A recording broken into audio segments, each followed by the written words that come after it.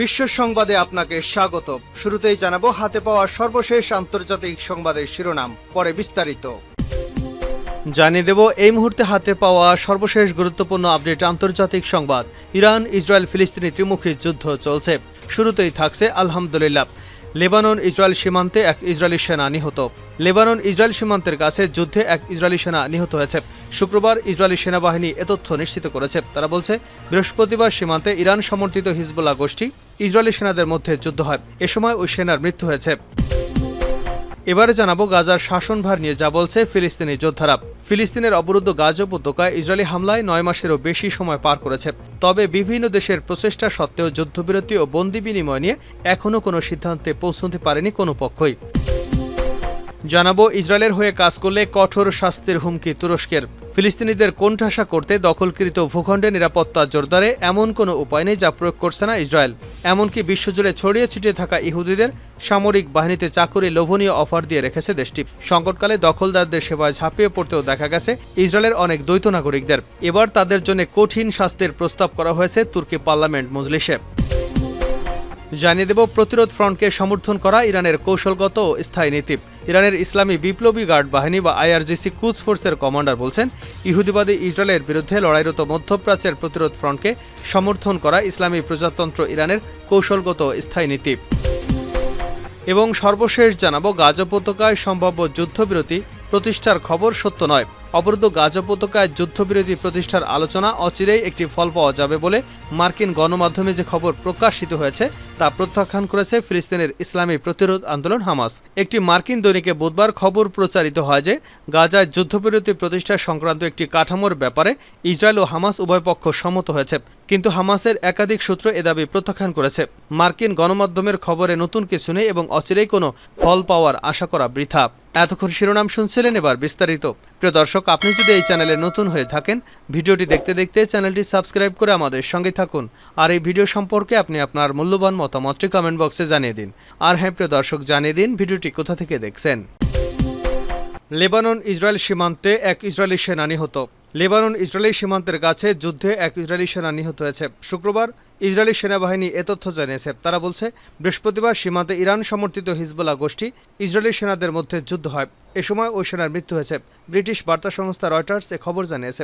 নিহত ওই সেনা 33 বছর বয়সী একজন সার্জেন্ট ছিলেন।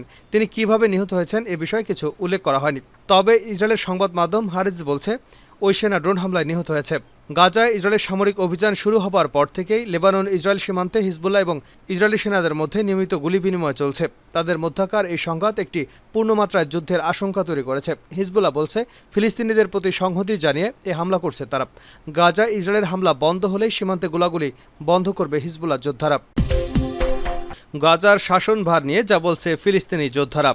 ফিলিস্তিনের অবরুদ্ধ গাজা উপত্যকায় ইসরায়েলি হামলায় 9 মাসেরও বেশি সময় পার হয়ে গেছে। তবে বিভিন্ন দেশের প্রচেষ্টা সত্ত্বেও যুদ্ধবিরতি বন্দি বিনিময় নিয়ে এখনও কোনো সিদ্ধান্তে পৌঁছতে পারেনি কোনো পক্ষই। সম্প্রতি মার্কিন প্রস্তাবে কিছু বিষয় নমনীয় হয়েছে ফিলিস্তিনের স্বাধীনতাকামী সংগঠন হামাস। ফলে যুদ্ধবিরতি ও বন্দি বিনিময় নিয়ে নতুন করে আশার সঞ্চার হয়েছে।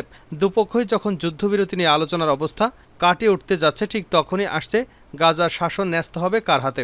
এ বিষয়ে একটি প্রস্তাবে রাজি হয়েছে হামাস এবং ইসরায়েল। দুপক্ষই জানিয়েছে, প্রেসিডেন্ট মাহমুদ আব্বাসের ফিলিস্তিনি কর্তৃপক্ষের হাতে গাজার শাসনভার তুলে দিতে রাজি হয়েছেন তারা। বৃহস্পতিবার ওয়াশিংটন পোস্টের এক উপসম্পাদকীয়ের বরাতে টাইমস অফ ইসরায়েলের প্রতিবেদনে এ তথ্য জানানো হয়েছে।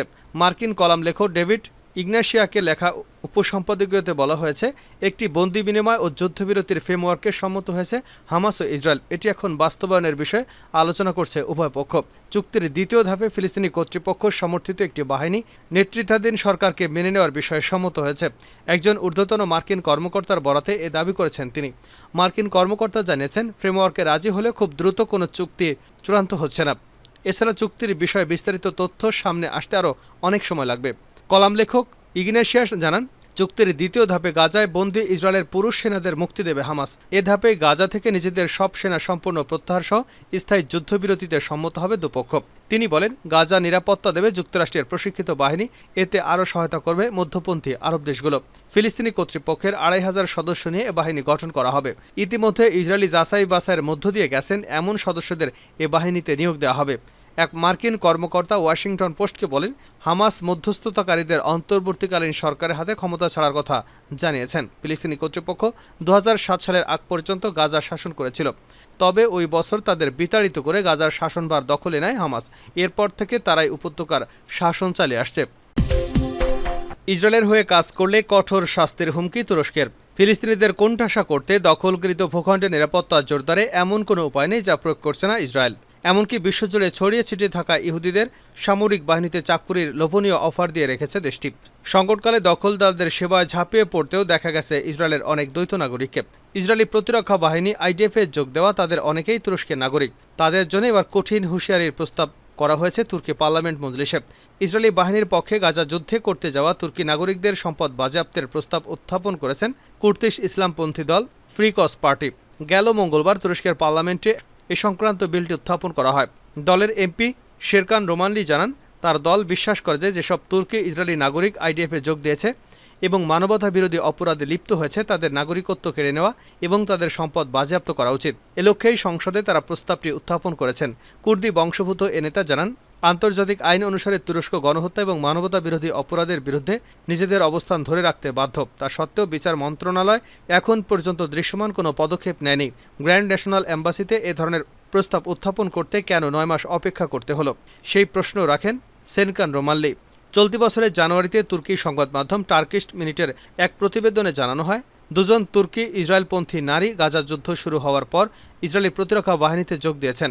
সামাজিক যোগাযোগ মাধ্যমে দেওয়া গুমুশকায়া ইসরায়েলি সেনাবাহিনীর পোশাকে নিজের ছবি প্রকাশ করেছেন। অন্যদিকে ওমায়া আকচার জানান, তিনি ইসরায়েলে ফেরত গেছেন এবং তাকে রক্ষা করার জন্য তিনি গর্বিত। এখন পর্যন্ত ঠিক কতজন তুর্কি নাগরিক ইসরায়েলের পক্ষে যুদ্ধে অংশ নিয়েছেন তার কোনো সঠিক তথ্য নেই। এর আগে নিজ দেশের নাগরিকদের ইসরায়েলি সেনাবাহিনীতে যোগদানের ব্যাপারে সতর্ক করেছে দক্ষিণ আফ্রিকা। এ সময় দেশটির দ্বৈত নাগরিকত্ব থাকা এসব সেনাকে দক্ষিণ আফ্রিকায় ফেরত আসা মাত্র গ্রেপ্তার এবং শাস্তির মুখোমুখি হওয়ার সতর্কবার্তা দেন। প্রতিরোধ ফ্রন্টকে সমর্থন করা ইরানের কৌশলগত ও স্থায়ী নীতি। ইরানের ইসলামী বিপ্লবী গার্ড বাহিনী বা আইআরজিসির কুদস ফোর্সের কমান্ডার বলেছেন, ইহুদিবাদী ইসরায়েলের বিরুদ্ধে লড়াইরত মধ্যপ্রাচ্যের প্রতিরোধ ফ্রন্টকে সমর্থন করা ইসলামী প্রজাতন্ত্র ইরানের কৌশলগত এবং স্থায়ী নীতি। ব্রিগেডিয়ার জেনারেল ইসমাইল কাহানি আঞ্চলিক প্রতিরোধ ফ্রন্টগুলোর পরিদর্শনে গিয়ে বৃহস্পতিবার একথা জানান। প্রতিরোধ ফ্রন্টের কমান্ডার এবং সেনা কর্মকর্তাদের সঙ্গে সাক্ষাতে জেনারেল কাহানি আরও বলেন, এই মুহূর্তে বিশেষ করে গাজা উপত্যকার অটল এবং দৃঢ়পথ ফিলিস্তিনিদের সমর্থনে প্রতিরোধ ফ্রন্ট ঐক্যবদ্ধভাবে কাজ করছে। কুদস ফোর্সের কমান্ডার বলেন, ইরানের এই কৌশলগত এবং স্থায়ী নীতির প্রতি এদেশের প্রশাসনের সকল স্তরের আকুণ্ঠ সমর্থন রয়েছে এবং এ ব্যাপারে কারো কোনো দ্বিমত নেই। অন্যদিকে প্রতিরোধ ফ্রন্টের নেতা এবং কমান্ডার তাদেরকে সমর্থন করে যাওয়ায় ইরানের প্রতি কৃতজ্ঞতা জানিয়েছেন। জেনারেল কাহানি সর্বশেষ গত মে মাসে তেহরানের প্রতিরোধ ফ্রন্টের কর্মকর্তাদের সঙ্গে সাক্ষাৎ করেছেন। মর্মান্তিক হেলিকপ্টার দুর্ঘটনায় ইরানের সাবেক প্রেসিডেন্ট ইব্রাহিম রাইসির শাহাদাত ঘটনায় শোক জানাতে প্রতিরোধ ফ্রন্টের নেতারা তেহরানে সফরে এসেছিলেন। গাজা উপত্যকায় গত বছরের অক্টোবর থেকে হামাসের নেতৃত্বাধীন প্রতিরোধ আন্দোলনগুলো দখলদার ইসরায়েলের বিরুদ্ধে অকুতোভয় লড়াই করে যাচ্ছে। আর গাজায় যোদ্ধাদের প্রতি সংহতি প্রকাশ করে ইসরায়েলের বিরুদ্ধে লড়ছে লেবানন, ইয়েমেন, ইরাক এবং সিরিয়ার প্রতিরোধ সংগঠনগুলো। সবগুলো দেশে তৎপর প্রতিরোধ সংগঠনগুলোকে সম্মিলিতভাবে প্রতিরোধ ফ্রন্ট নামে অভিহিত করা হয়। গাজা উপত্যকায় সম্ভাব্য যুদ্ধবিরতির প্রতিষ্ঠার খবর সত্য নয়, দাবি হামাসের। অবরোধ গাজা উপত্যকায় যুদ্ধবিরতি প্রতিষ্ঠার আলোচনা অচিরেই একটি ফল আসবে বলে মার্কিন গণমাধ্যম যে খবর দিয়েছে তা প্রত্যাখ্যান করেছেন ফিলিস্তিনের ইসলামী প্রতিরোধ আন্দোলন হামাস। একটি মার্কিন দৈনিকের বুধবার খবর প্রচারিত হয় যে গাজায় যুদ্ধবিরতি প্রতিষ্ঠা সংক্রান্ত একটি কাঠামোগত ব্যাপারে ইসরায়েল এবং হামাসের উভয় পক্ষ সম্মত হয়েছে। কিন্তু হামাসের একাধিক সূত্র এ দাবি প্রত্যাখ্যান করে বলেছে, মার্কিন গণমাধ্যমের খবরে নতুন কিছু নেই এবং অচিরেই কোনো ফল পাওয়ার আশা করা বৃথা।